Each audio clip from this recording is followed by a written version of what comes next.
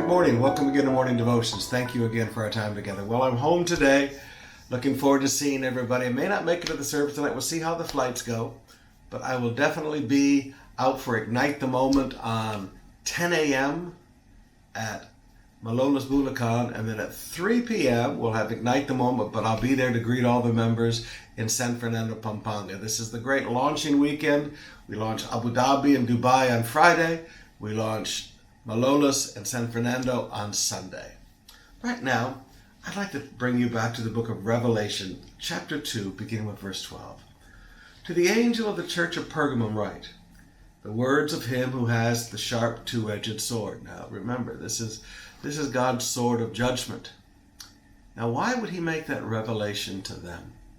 He didn't say, I walk among you. He didn't say, I hold the stars in my hand. He says, I hold the sharp double-edged sword, the sword of judgment, the sword that he will use when he comes in the second coming and wipes out the armies of the Antichrist. Why did he make that revelation? Well, look at verse 13.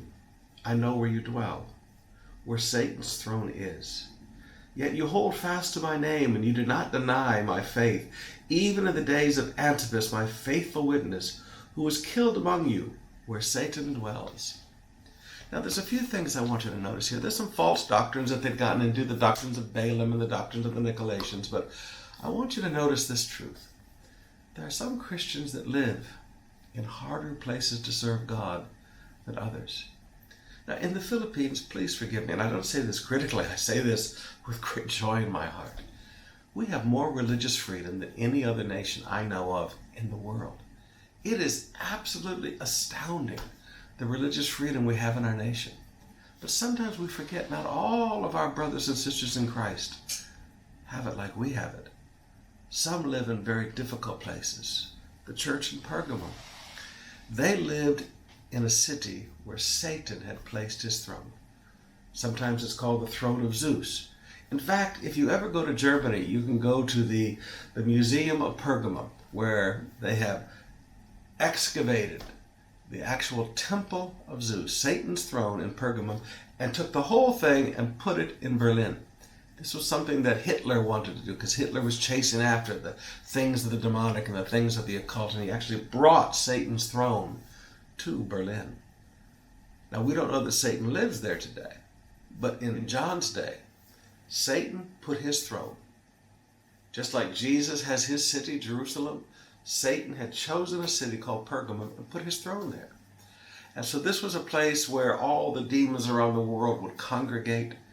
They had very strong influence in the government. And one of God's leaders, Antipas, who many believe were the pastor of the church there, was killed in a giant bull, a hollowed out bronze bull that they would throw people in and build a fire under it and burn them alive. And the screams would come out like a bull lowing in the fields.